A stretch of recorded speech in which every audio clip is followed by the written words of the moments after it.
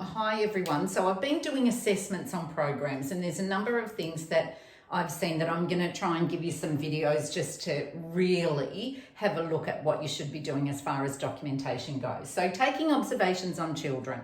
So observations can be anything at all, and if you want to practice your observation skills, walk down your own hallway and look at things, or watch people as they interact, or practice on your family. Do those sorts of, it's good to really heighten your observation skills. You know, it's a good skill to have anyway. You know, it makes you safe in the street and a whole range of things. So and if you pay attention to detail, then you'd be able to pick up any changes in anybody if you've got good observational skills. Today we're just going to focus on the children that you're working with though. So there are plenty of opportunities for observation. So you can observe children when they're arriving, departing, separating from parents, during transition times, you know, how they go to sleep, how they wake up, what activities they really like to do. If they're asking questions, what are their questions leading towards? Like I know my daughter would always used to say, well, how does that get from up there down to there? So she was looking to understand that momentum of going up and down. So that was easy to give her activities with up and down and ins and outs, and you know, you can't see all that spatial awareness and all those sorts of things. So you can really look at a whole range of children's behaviours, interests, needs and strengths as you go. If you are not skilled at taking observations though, it can be really tricky. So this is the first thing that I want to teach you so that you build those skills of observing children in your care. So firstly, let me unpack. There's a number of observations that you can be taking. So, oh, there goes my lid. So anecdotal observations, they're probably the one that we see the most. So they're the little ones, like you would say, like, you know, little Jimmy is sitting at the table and little Jimmy completed a 6-piece puzzle, and he used both of his hands and he completed it in, you know, 5 minutes. So next week or tomorrow or whatever, I'm going to give little Jimmy a 12-piece puzzle or something along those lines. So they're kind of really, they're kind of like snapshots, for want of a better word. And a lot of anecdotal information together can give you a lot of information. So make sure you're gathering lots of information. Now, I work with a lot of family daycare service providers who have this 1 a month rule. Now, if you're doing 1 a month and you are an exceptionally skilled educator and you can capture that child's needs, interests, strengths and abilities in one observation, then by all means, that's up to you. Personally, as an educator and a very skilled educator, I don't see I can't see how that happens personally.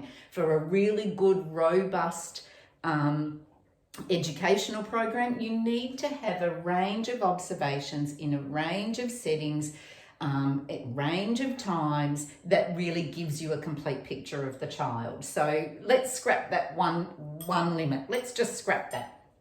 For now, we'll get back to it. So you've got your anecdotal records, which are a little bit like your snapshots. You can get really fancy too if you want to, but you don't need to. Children's artwork is probably one of the best things that you can do as far as looking at children's development. Their eye-hand coordination, their view of the world even, you know, like we often see children around that 4 age where their head that they draw on the person is way bigger. That's, you know, that tells us a lot about a 4-year-old and what they're experiencing and what they're seeing and those sorts of things. So, you know, keep photos of them or keep samples of their work for you. Don't give them away to parents. Keep samples of their work, because you're looking at those samples of work through developmental eyes. You're not looking at that through just, oh, isn't that lovely? So you're looking at that around ability. You're looking at that around ambidextrous. You're looking around for a whole lot of things. So you've got your anecdotal records, you've got your children's artwork. Of course, you can do videos and photos, whether you're doing a dance time or a group time, or you've gone to the park or anything like that. Absolutely photos. It doesn't always have to be photos. Anecdotal records for me, and if you do a lot of them and you reflect on them, for me, I think anecdotal records are excellent if you don't want to get any deeper into taking observations. I also think that progress notes are really helpful. So if you are working with a child, let's say, to use cutlery, you could add in your progress notes, yep, introduced a fork today, introduced a spoon today, you know, still getting a feel for the grip, but yep, we're doing good. So maybe a couple little progress notes, they're really easy. I did think of something else. Now, there are such things as running records.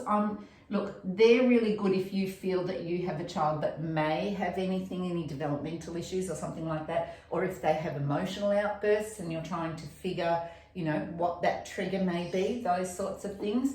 You can also have social matrices, and that's, you might have a child who is, I don't know, 4 or 5, and that child plays 3 minutes with one child, 5 minutes with another child, 15 minutes with another child. So that's their social circle, how they move in and out each other in a group.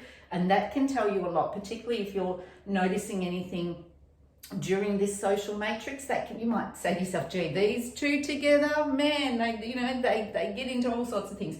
So that could tell you those behaviours are linked to their social circles or their peers, those sorts of things.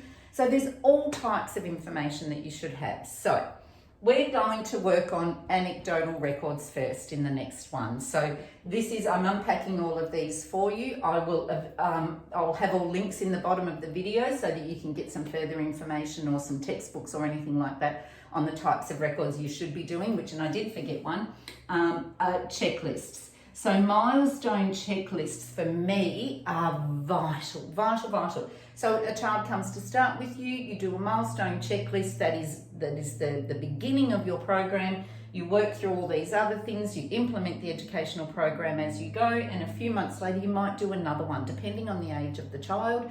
You know, babies are developing at a really fast rate, so you might do checklists every 3 months for a child under 2.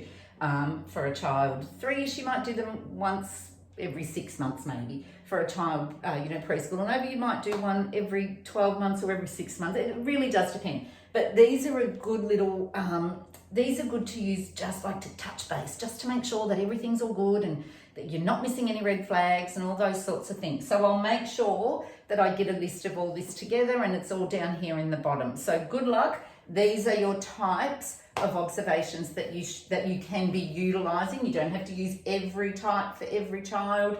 Once you get used to them, you'll get to know them, but we are going to unpack the anecdotal records first and get those really, really robust for you so that we can get from working towards with our program up to meeting, and then obviously beyond would be our goal. So, all right.